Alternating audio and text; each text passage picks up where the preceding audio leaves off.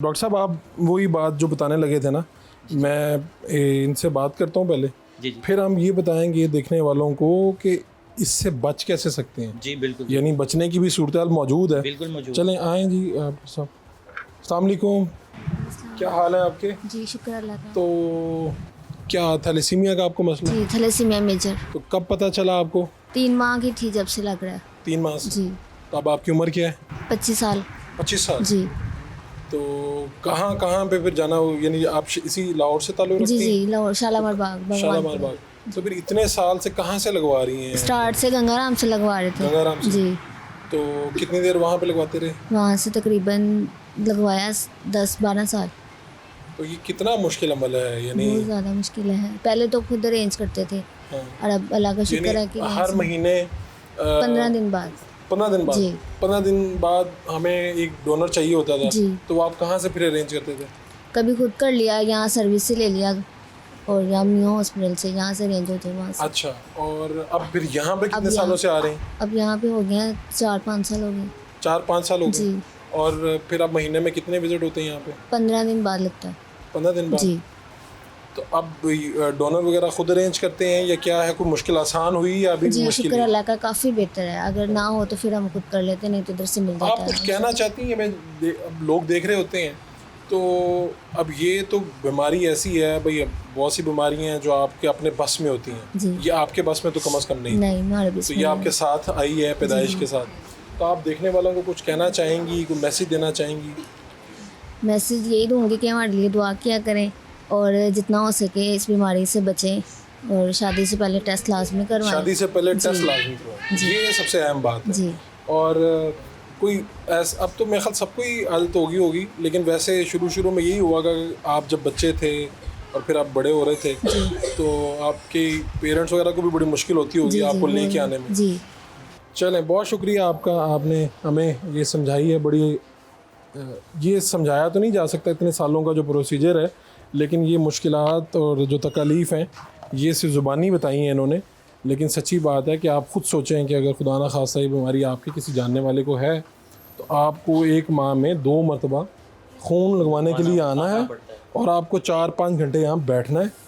और फिर जहाँ पर तो सहूलत नहीं वहाँ पे आपको खून अरेंज भी करना है। बिल्कुल। और सबसे ज़रूरी ये है कि खून सेहतमंद कितना है। हाँ। जो आप लगा रहे हैं, ये अब आप स्टेप देखेंगे इसके ऊपर। अच्छा, ये यहाँ पर हम इस लैब में आए हैं, यहाँ पे होता क्या है डॉक्टर साहब बताएंगी हमें? ठीक है जी। अस्सलाम वालेकुम डॉक्टर साहबा। डॉक्टर साहबा, यहाँ पे क्या होता है डॉक्टर सायरा? हमें आप, उन्होंने तो बताया कि आप ही सब कुछ यहाँ पे बताएंगी हमें, तो यहाँ पे बेसिकली होता क्या है इस लैब में? अच्छा, ये हमारा ब्लड बैंक है जहाँ पर ये मैं समझूँ कि बहुत इम्पोर्टेंट पार्ट है सुंदस फाउंडेशन के पूरे इदारे का। यहाँ पे जो भी सारा ब्लड आता है, यूनिवर्सिटीज़ कॉलेजेस में जो कैंप होते हैं या फिर वॉक इन डोनर्स का जो भी ब्लड है, उसको आके सबसे पहले तो उसकी टेस्टिंग की जाती है। ठीक है। हेपेटाइटिस बी, सी, HIV, सिफिलिस के लिए। क्या ये ब्लड सेहतमंद है या नहीं? जी बिल्कुल, ये वो तमाम बीमारियाँ हैं जो खून के ज़रिए से मरीज़ों में मुंतकिल हो ठीक सकती है। हैं।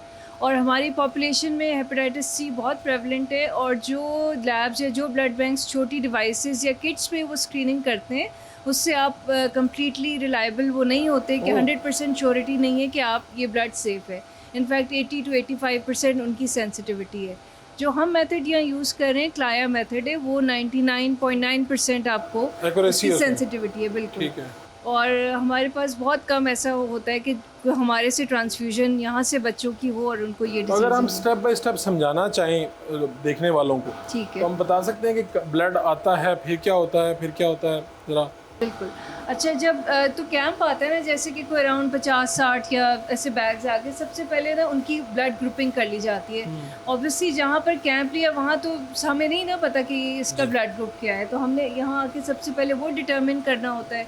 जो हमारे टेक्नोलॉजिस्ट हैं सारे, हमारी टीम वो काम करती है, ब्लड ग्रुपिंग करते हैं उसकी, और साथ साथ जो उनकी ट्यूब्स होती हैं उसमें उस स्पेसिफिक बैग का सैंपल ले लिया जाता ठीक है। है। फिर उसको टेस्टिंग पे लगा दिया जाता है कि स्क्रीनिंग पे, और मीनवाइल उन बैग्स को उनको उनका जो ब्लड ग्रुप है उसको लेबल करके उनकी पे आ जाता है? हाँ हाँ जी, बल्कि उससे पहले भी हम उसके बनाते हैं कंपोनेंट्स। ठीक अच्छा। है, जब होल ब्लड आएगा उसके कंपोनेंट्स बना हम दिए दिखा जाते सकते हैं कि कहाँ पे ये सब कुछ हो रहा है? थोड़ा सा अगर आप अच्छा, जगह दें। ये बैग्स यहाँ पर रख दिए जाते हैं। ठीक है, इसमें इनको हाई स्पीड पे सेंट्रीफ्यूज किया जाता ठीक है, है। जिससे जो रेड सेल्स हैं वो नीचे सेटल डाउन हो जाते हैं और प्लाज्मा ऊपर रह जाता है। ये हम जो डोनेशंस कलेक्ट करते हैं वो बेसिकली ट्रिपल बैग में होती है, जिसकी वजह से हम जो है पैक्ड सेल्स, प्लाज्मा और प्लेटलेट्स 3 कंपोनेंट्स बन जाते हैं और हम इस तरह से एक बैग से 3 पेशेंट्स का तो बेनिफिट अब यानी एक जो बंदा खून दे रहा है जी जी उसके ब्लड से 3 कंपोनेंट्स बड़े अहम हैं। बिल्कुल। जो पैक्ड सेल्स होते हैं उनको हम रेफ्रिजरेटर में रख देते हैं, 2 to 6 डिग्री उसका टेम्परेचर होता है, इस पे इसको मेंटेन किया जाता है। इसकी डेली हम लॉगिंग करते हैं, लॉग शीट बनी होती है, टेक्नोलॉजिस्ट आके देखता है कि ये सही टेम्परेचर पर पड़ा हुआ है कि ठीक है। अच्छा। उसके बाद जो प्लाज्मा है उसको हमने -60 डिग्री या इवन ये -80 तक भी होते हैं हमारे पास। ये 1 ईयर तक प्लाज्मा इसमें सेफ रहता है, लेकिन हमारा चूँकि इतना यूजेज ज़्यादा है कि ये हमारा यूज़ फ्रीक्वेंटली होता रहता है। ये यहाँ पे क्या है, ये क्या रखा हुआ है, जरा मैं देखने वाला ये हूँ, अल्ट्रा लो फ्रीज़र है जिसमें प्लाज्मा को हम -60 डिग्री पर रखते हैं और ये प्लाज्मा जो है ब्लीडिंग डिसऑर्डर्स के पेशेंट जो हीमोफीलिया है, वॉन विलिब्रेंड है और दूसरे ब्लीडिंग डिसऑर्डर्स के पेशेंट्स है उनको ये प्रोवाइड किया जाता है। इन डिजीज़ के लिए वैसे तो हमारे पास फैक्ट्री कॉन्सनट्रेट्स भी होते हैं, वो भी हम पेशेंट्स को देते हैं, लेकिन चूँकि वो बहुत कॉस्टली हैं और हमारे पास इतनी उनकी सप्लाई नहीं होती, तो उसके जब हमें वो नहीं अवेलेबल है तो हम पेशेंट्स को तो यहाँ इसमें कितनी देर तक इसे महफूज रखा जा सकता है? ये इस प्लाज्मा को 1 ईयर तक, 1 हाँ, ईयर इस टेम्परेचर पे 1 ईयर तक वो और सेफ ये होता है। हेमोफीलिया वालों के लिए ये प्लाज्मा है। जी जी यानी अगर मैं इसे आसान लफ्जों में समझाऊं तो वही जो खून की आपने कहा कि बहाव तेज हो हाँ, जाता है, खून जमता रुकता नहीं है, जमता नहीं बिल्कुल है, ऐसे ही उनके लिए ये उनके बहुत लिए जरूरी है। बिल्कुल। ठीक है। अच्छा, और- उसके अलावा जो प्लेटलेट्स मैंने बताया, हमारे पास थैलेसीमिया, हीमोफीलिया के अलावा दूसरे खून के अमराज हैं, उसके भी पेशेंट्स आते हैं, जैसे कि एप्लास्टिक अनीमिया है।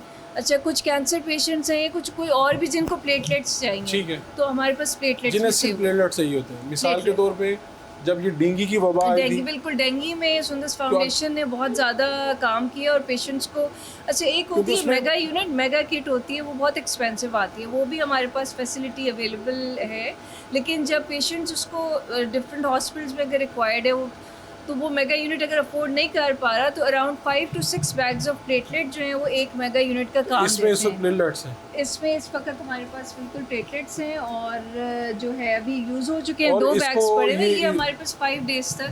प्लेटलेट को हम रूम टेम्परेचर पे रखते हैं, 22 to 24 पे इसका होता है टेम्परेचर, ठीक है। और ये 5 डेज तक इसमें रहता इस है। तरह से ये पूरी लैब जो है ये काम करती है। ठीक है, अच्छा। ठीक है। आप वैसे जी फरूक भाई, जो इम्पोर्टेंट चीज़ है वो प्रिवेंशन वाली है।